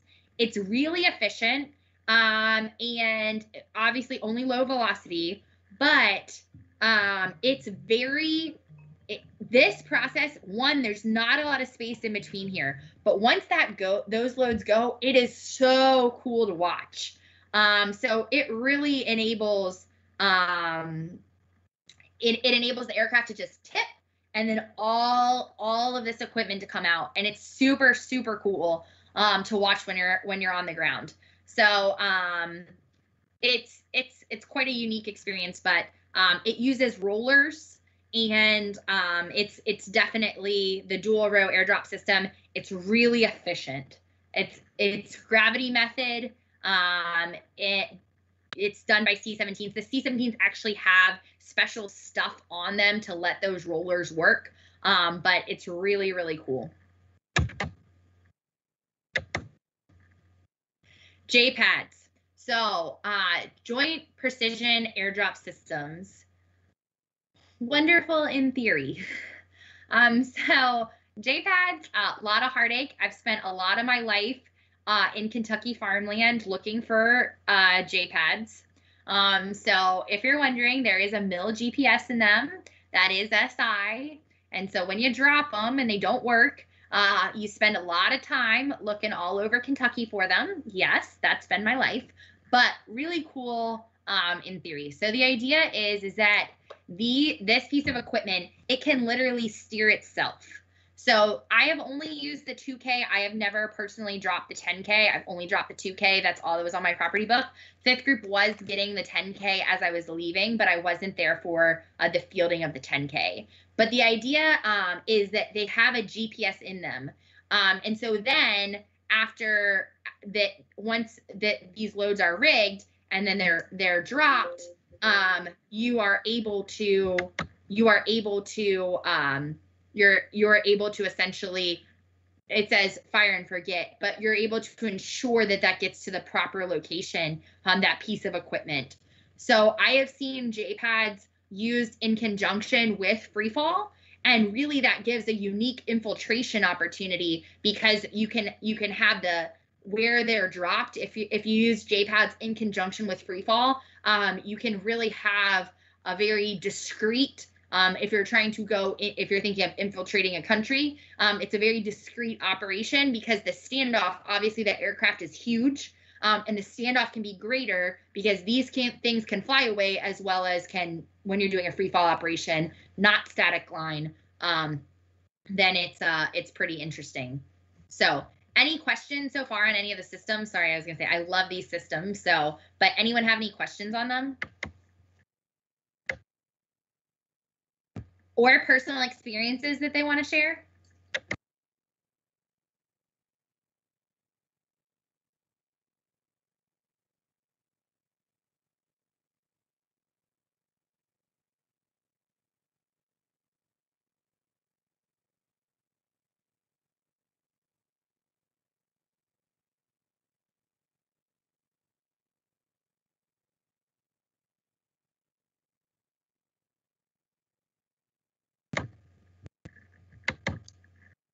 None? Has anyone done an airborne operation? Did you drop it? Did you jump like a T-10? Has anyone done airborne ops? Lieutenant Davis has. Lieutenant Davis, awesome. Wait, where were you? Tell us about your experience. I was in Alaska, 425 Airborne. Yeah, experiences. Eureka. We did Hollywood. We did full combat. Drop zone was pretty nice up there. You're falling. You can see the mountains on your right-hand side. And I did I did see a heavy drop. We had already landed and we had gone to the rally point, and we saw them drop. I don't know exactly what it was. It was like pallets of something, but that was my only experience with a heavy drop. That's awesome. I was gonna say, it's a cool, I think anytime that you get exposure just to generally an airborne operation and how it works, I think it helps show. It's hard to kind of conceptualize before you've done it, how much goes into it. And a lot of people have seen that she mentioned heavy drop. A lot of people have seen that the video. People always ask about 173rd when all the drops didn't really go as planned. And so that's a great example. Anyone else have any airborne experience?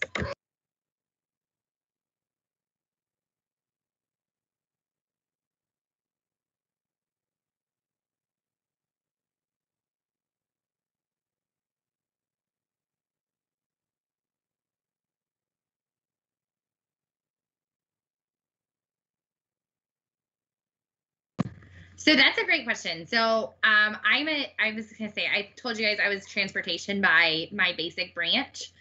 So my opportunity to do aerial deliveries was only because I was a rigger company commander.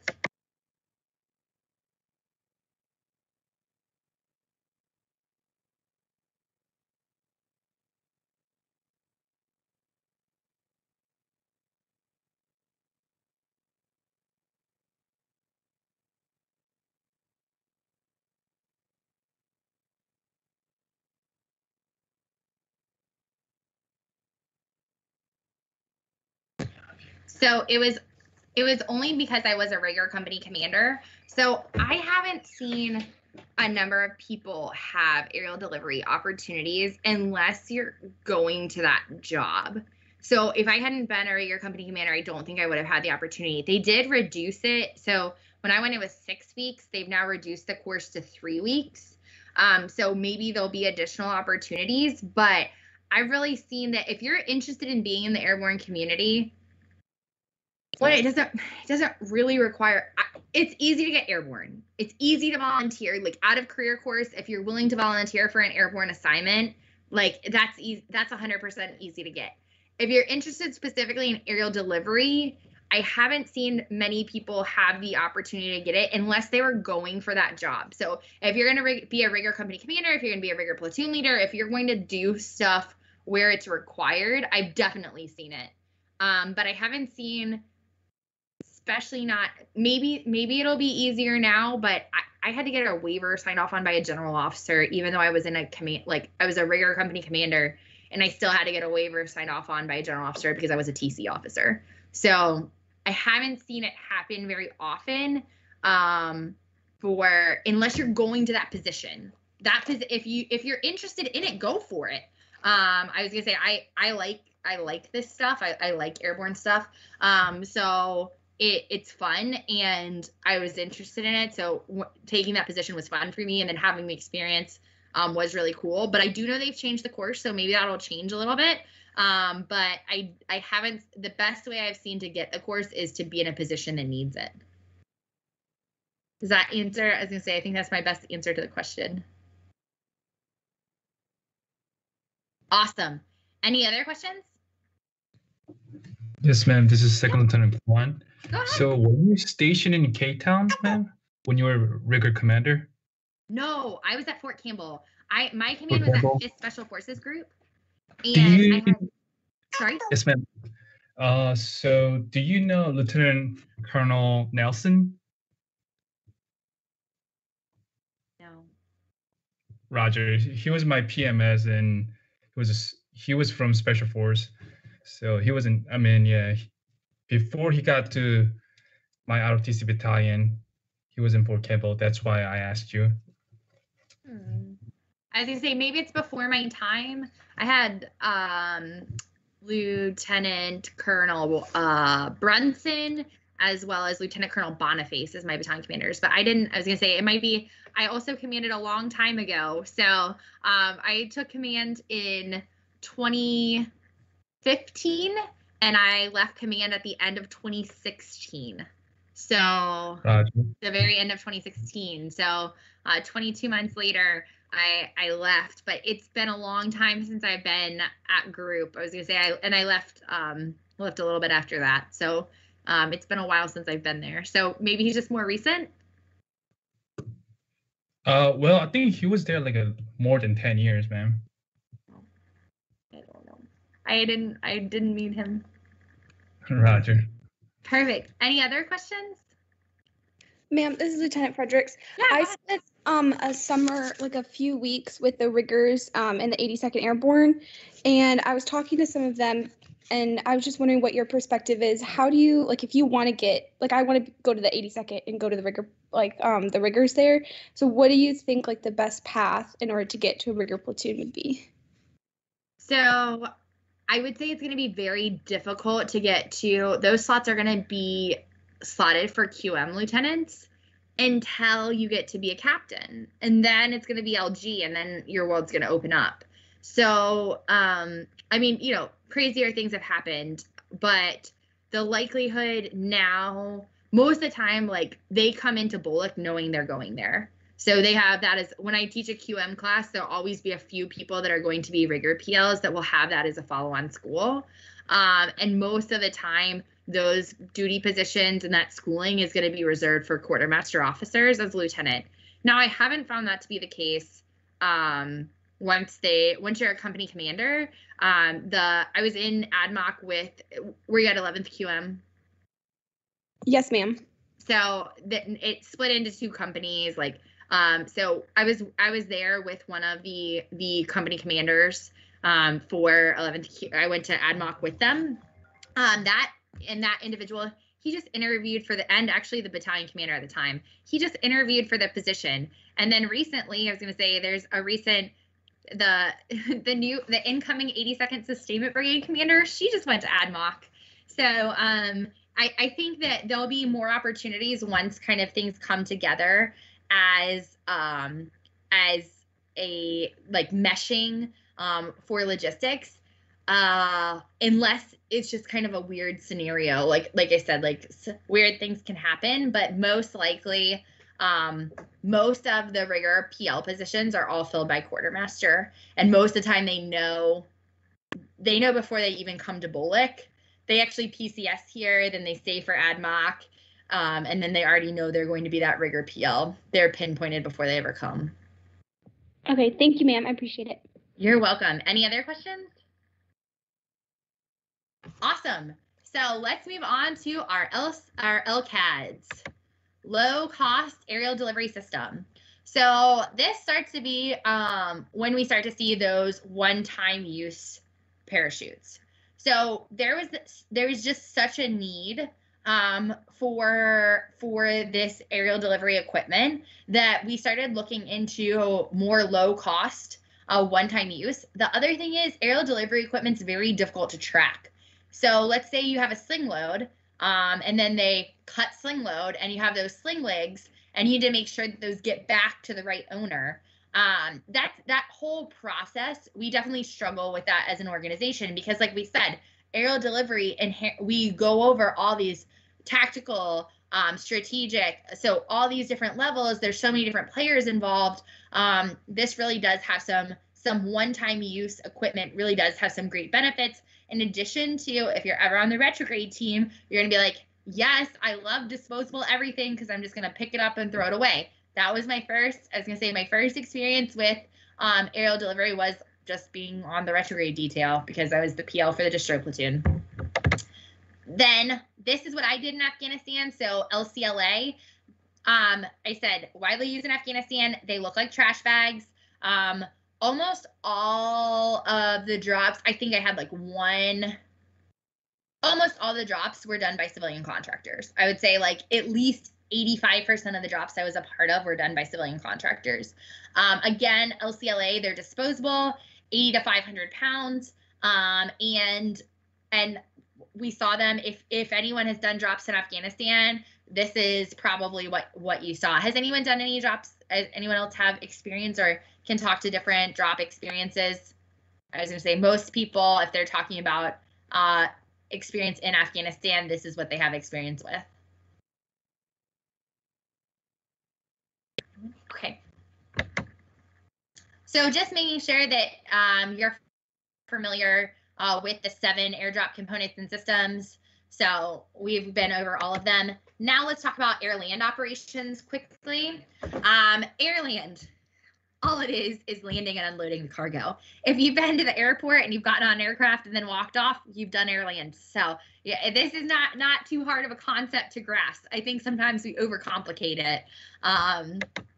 but really it's all encompassing. That's Airland is a very simple concept. Personnel and cargo are offloaded.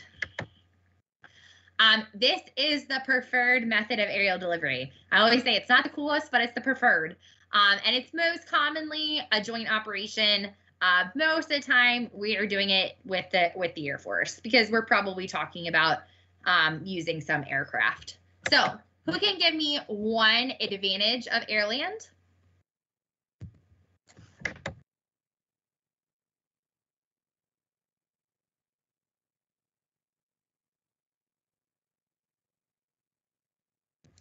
Definitely. We already talked about that being a disadvantage of airdrop, that equipment arriving safely, and because you want to use it. I mean, that's the whole point. If you're taking all this effort to use an aircraft to get that equipment there, it's probably because you want to use it. So that's definitely a pro of Airland. It is most likely that that equipment is going to be FMC when it arrives. Awesome. Who can tell me a disadvantage of Airland? Second Lieutenant, but ma'am, it may take more time. Like you have to sit there and unload all the equipment and then have to take off again. Definitely. So if you think about just flying over, dropping some stuff, that's going to be really quick. Where if you're going to land and you're going to offload all that equipment, that's a lot of time. You guys are doing a great job. You're really understanding these concepts. You're applying common sense. You're thinking through the problem, and that's great. So I think that's a perfect, great examples of advantages and disadvantages of Airland. Now let's talk about Sling Load. So the Sling Load operations, I think this picture is a good picture because it shows you essentially they're just going to actually attach that to that helicopter right there. So, you know, one thing that I noticed with Sling Loads is helicopters are already, we already ask a lot of helicopters. Like they need to go in all these crazy places. A lot of times we'll use them. We'll use these rotary wing assets when like fixed wing just can't get somewhere. And so these rotary wing assets, when you're talking about attaching a big, huge piece of equipment to that rotary wing asset, it makes it even more difficult and even more dangerous. So just recognizing all the challenges that come with Sling Load operations, because basically like we're just tying, in this picture you see it, like we're just tying this big, I mean, you're not actually tying because, you know, there's specific equipment that makes it a Sling Load, but we're just hooking this big piece of equipment onto a helicopter and flying it around. Like that's essentially what a Sling Load is. So, you know, we use utility and cargo rotary wing aircraft, and they're usually service specific. So most of the time it's an Army piece of equipment moving on an Army helicopter. And so really why I think they're used so much is because it's easy. Like we can make it happen pretty quickly. Okay, so tell us about one advantage of Sling Load operations. This is Lieutenant Marsh. Sling Loads helicopters are more maneuverable, so you can drop in on a more specific area, and you don't need a runway or anything to land. Definitely. So when you're talking about especially like an airfield, and you're looking at where a helicopter can land versus what you need for an aircraft to land, I mean, we're talking about two completely different things. So definitely, I like that. I think landing sites are much different when you're talking about rotary wing. So that's a great example. Who can give me a disadvantage of Sling Load?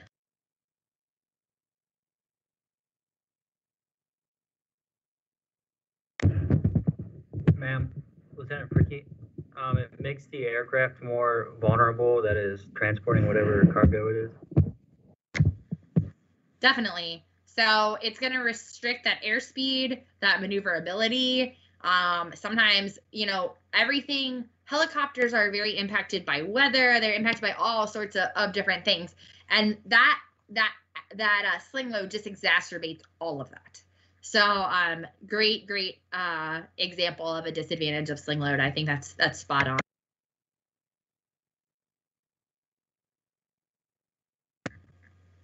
So just quickly highlighting our differences between our rotary wing and our fixed wing. Our rotary wing, you know, it's just it's going to, those landings are going to be much easier, and the landing zones are night and day different for rotary wing versus fixed wing.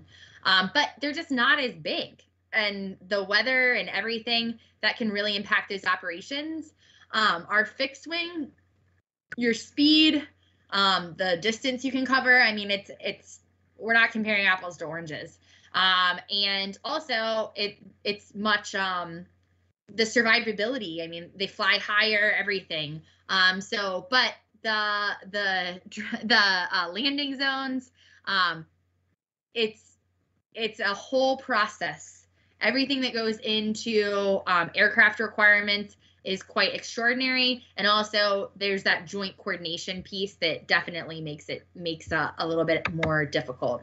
So with aerial delivery, you can really use aerial delivery for, this just shows you everything. You're talking about theater operations, you're talking about aerial port operations, JLOTS, theater distribution, DISCA, humanitarian aid. This just highlights that really you can use aerial delivery for the whole gamut of operations. That's what this list shows us.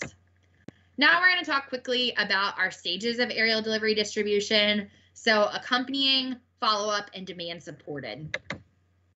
Our accompanying is going to go out just when everyone else goes out. So we talked about having those door bundles. We talked about that earlier.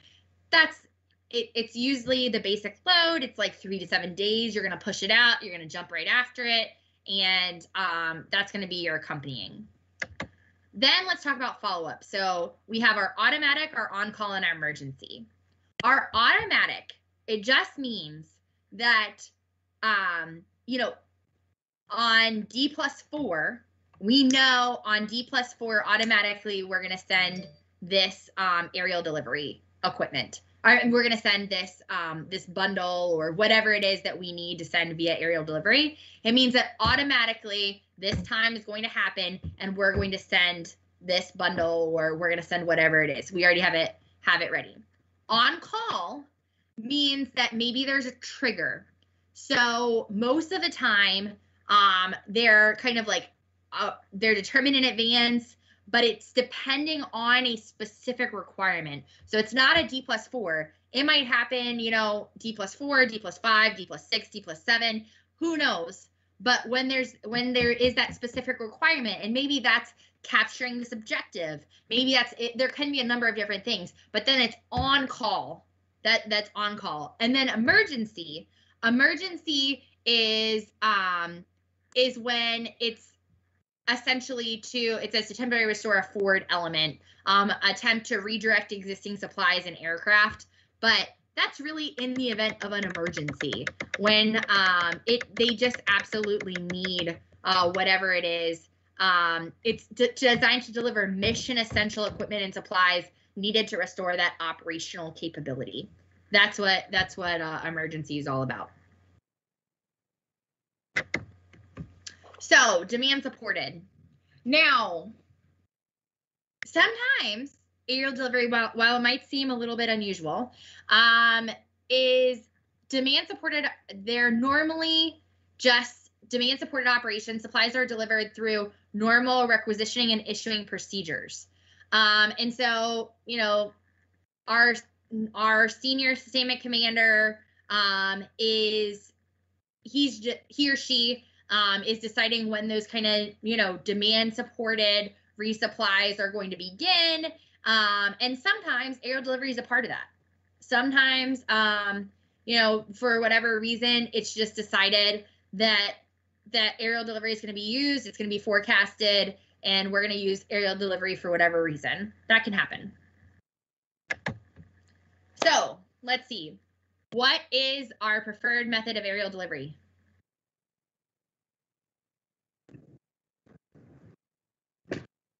Airland, ma'am. Beautiful. What's our coolest method of aerial delivery? Airdrop, ma'am. Airdrop, ma'am. Yes. Okay. Sling loads, ma'am. Sling Load.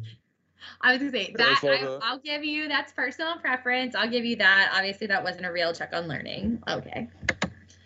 Okay. So now let's look at aerial delivery and joint operations.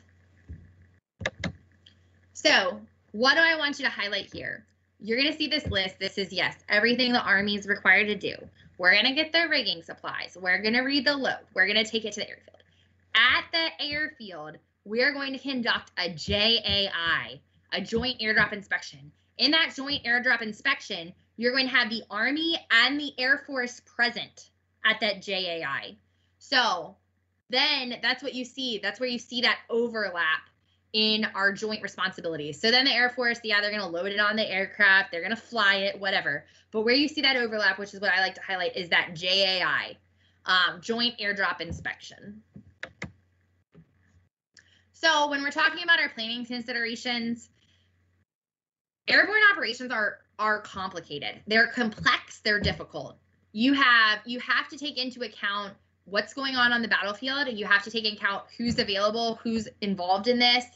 You have to figure out where your riggers are located, because sometimes, you know, for whatever reason, there are no riggers. They're not riggers in every single BCT. Sometimes we're talking about just a BCT on the ground that needs some aerial delivery support. So then you have to look at the requirement, who's going to recover it, what kind of drop zone we have. There's a lot that goes into that entire process. So the big thing that I want you to recognize here is that aerial delivery is complex. There's a lot of moving pieces. We talked about how really we're talking about a number of different units involved. We're talking about a lot of equipment involved, a lot of different entities. And so really you see in these planning considerations, you have a lot of different factors essentially to consider. Now, how do you go about requesting aerial delivery support? And this even highlights the fact that you don't have to be in an airborne BCT to request this aerial delivery support. So in your non-airborne BCT, you're going to go to your SPO. Now, in the airborne BCT, so if you're going to the 82nd, you're going to go through your S4. But non-airborne BCTs request aerial delivery support. It's not like you can't request aerial delivery. And aerial delivery is not just jumping out of airplanes. Like, we've gone over all these different supplies that you can request. And you can see how on the battlefield it can be beneficial for non-airborne BCTs to employ these capabilities. Now, we need thinkers, we need people, and this is really what I want you to gain from this class is I need you to know enough. Do I need you to be an aerial delivery expert? No, I don't. But I need you to know enough that when you have a problem to solve on the battlefield, you can think of aerial delivery as a method in which to solve that problem. That's what I need you to do. I don't need you to be able to rig a bajillion bundles or, you know, jump out of airplanes or anything like that. But as logisticians, I need everyone to be able to problem solve like that. So here's an example. This just goes through lots of complications. Don't worry too much about that. Just knowing normal goes through G4. Normal, G4. Emergency, G3.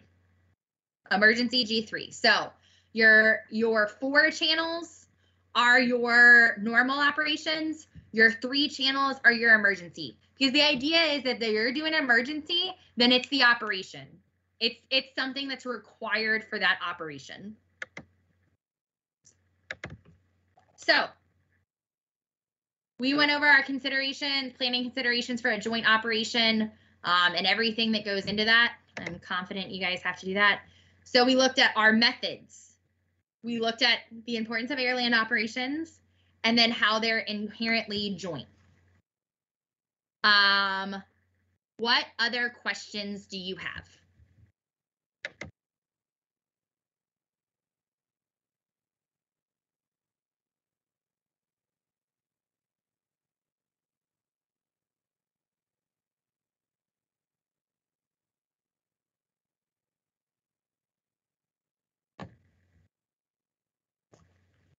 Questions, concerns, anything else that you want to know?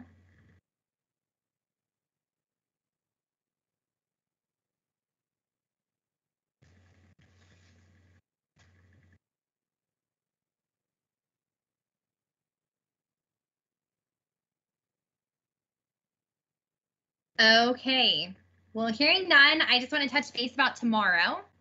So tomorrow we're going to be in-person instruction, and your techs had great ideas to let you guys go to the commissary And then Captain Lasky sent us a picture that says the commissary is closed tomorrow, which we were all really disappointed. Honestly, we were all really disappointed for you because the timing is really not great.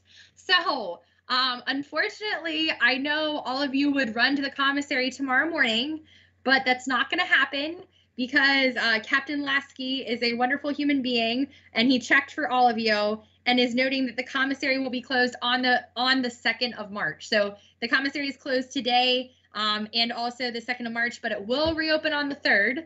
So you will be out of quarantine, but there will be no commissary to go to. So class will start tomorrow morning with Mr. Catlin at 08:30. 08:30. Parking at ALU is terrible. Terrible. If you are coming from the hotel, walk. If you're not coming from the hotel, be there really early because it's awful. Parking at ALU is just, it's a disaster. All the rooms and everything will be the same on your schedule.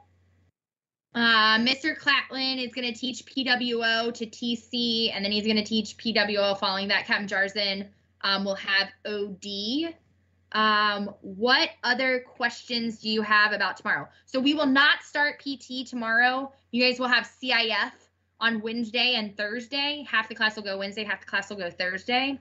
And then we'll probably start, Captain Griffin is going to go over actually a run plan. I just talked to Captain Griffin. He's going to go over our run plan on Friday following your test and dig into a little bit more. So I think we'll actually start PT Monday. But other than that, do you have any questions, concerns, anything else that you want to know before I let you go? That's all. Okay. Yes. Lieutenant Davis. I hadn't even raised my hand yet, but right on time. So, ma'am. I thought I saw you yours popped up. Okay. So in regards of the 2 people in quarantine, in regards of class and, CIF, I presume we would just go at a later date, but what about class tomorrow? So class, you're going to be on Teams. On Teams. Okay. Woo! Awesome. Lieutenant Fredericks, go ahead. Ma'am, I just want to confirm. So we have no other place of duty besides 08:30 in the ALU classroom, like no formations or anything until that time? No. Okay, and then we'll just get released for lunch. On the schedule, it says 12:30 to 1:30. Is that still the normal plan? It's all instructor dependent. Totally, So okay. No worries. most of the time, I see instructors release around 11:30, but that's going to be instructor dependent. Okay, thank you, ma'am. You're welcome. Any other questions? Lieutenant Bibus, go ahead.